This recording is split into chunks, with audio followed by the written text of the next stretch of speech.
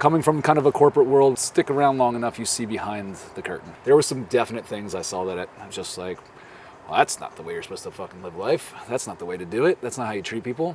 Tim and I do a lot of talking about values, standing up for what you believe in, building a business to reflect that. We see you doing that quite a bit through your team and the culture, the growing of all of your ingredients yourself, all the whole foods. I would love for you to just talk about your values, what they are, why they're important to you, and how they're infused within the business, how you practice them within your business. This being a passion project, this being from the heart, this entire business, I've been able to incorporate a lot of things I'm here all the time. It never leaves. I believe a lot of business owners have that. To be able to instill certain things is the only way I can think of doing it. So coming from kind of a corporate world, when I was managing over at Lowe's, seeing things, I've worked at Domino's, these big corporate things, you kind of stick around long enough, you see behind the curtain. There were some definite things I saw that I was just like, well, that's not the way you're supposed to fucking live life. That's not the way to do it. That's not how you treat people. Here I go with that foot forward, and the appreciation I have for my employees, the appreciation I have for my team, I should say, is the utmost, and this doesn't happen without them. So it's that probably being the first thing I need to say, and then the secondary is the quality of what we're doing. We treat it like a medicine. There is no cutting corners. There's no bend to it. It's organic, or we don't use it. We know the person who grows it. We're not going to use something that we don't want to ingest ourselves or give to our family, our friends. It's the very utmost of what we stand for that's the quality. Very cool. So, yeah, those two have got to be the driving factors of what we're doing here.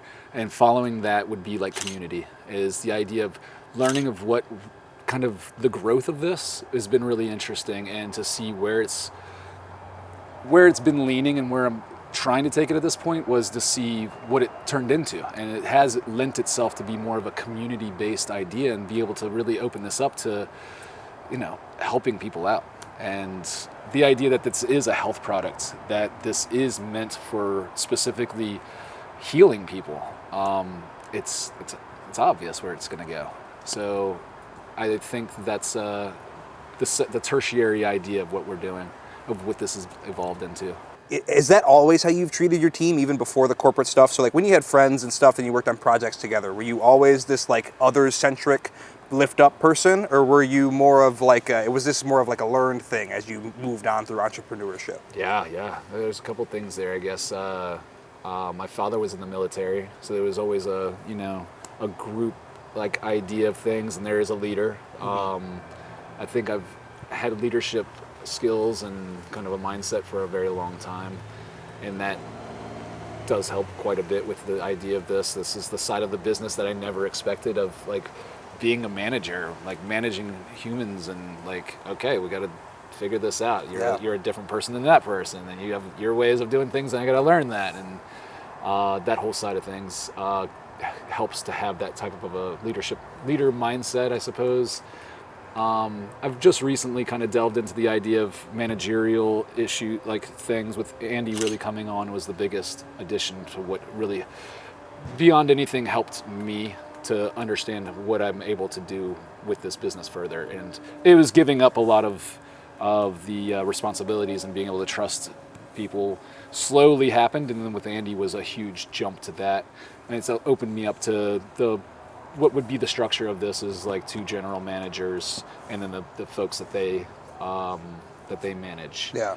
And then right now I'm finally at a spot where I'm able to pull myself out of these day-to-day issues or day-to-day responsibilities, and get myself to more of a person who's delegating for the first time. This is, to this extent, has never been this way with Beech. It's very much me been here for 80 to 100 hours a week. Right. It's so I'm finally getting my head out of the dust, if you will, and just like, okay, what can we really do with this?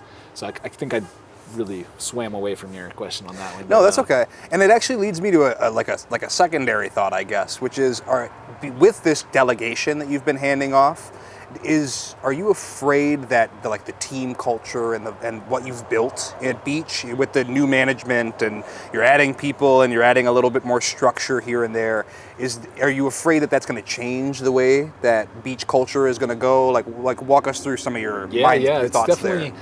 you see as you get bigger, there's no doubt with the production side of things, the more you expand, the more the quality, the hits. Like you see that with any business that gets into a certain size, the first thing that goes is the quality, and you see that time after time with quality. Good things that you used to be familiar with is now like, what happened to them? Yeah. So production size of things, there is a cap of what I'm going to be doing with our kombucha, and so then that kind of limits where I'm heading with all my with the number of employees. My question is more like from a cultural perspective. You feed the team and you make sure that everybody is really taken care of. Are you afraid that as the business grows that you may lose some of that family or that cultural piece, that values piece, not from the product side, but from the interpersonal?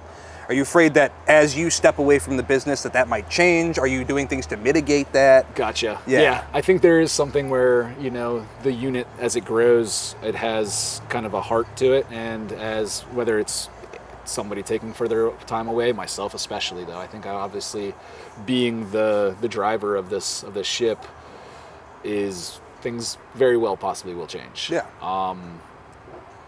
And that's my job to kind of make sure it doesn't change in a way that it's not supposed to. I think the biggest thing I can do is putting the right pieces around me. Yeah.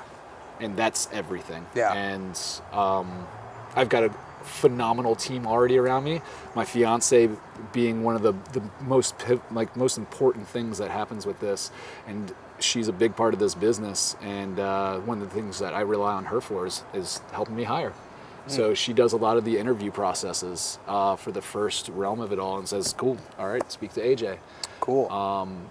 We have gotten very much on the same page, and we all understand who is around us is exactly what this business is. Yeah. That's, if I'm not here, they know what they're supposed to do. Not just that, but they know how to talk about it. They know what we're doing. They pass on the message just as well as I do. They care. Yeah. They give a shit. It's really amazing. And you see Molly at a market, that's the face of our business. And she speaks about it as if she started this 5 years ago, 6 years ago. And you can't, dude, that's a gift. Yeah. I cannot, I'm searching high and low for another Molly. My team is very special. Yeah. And to that point though, it's all about how I pick it. It's all about how we come together as a group too. Yep.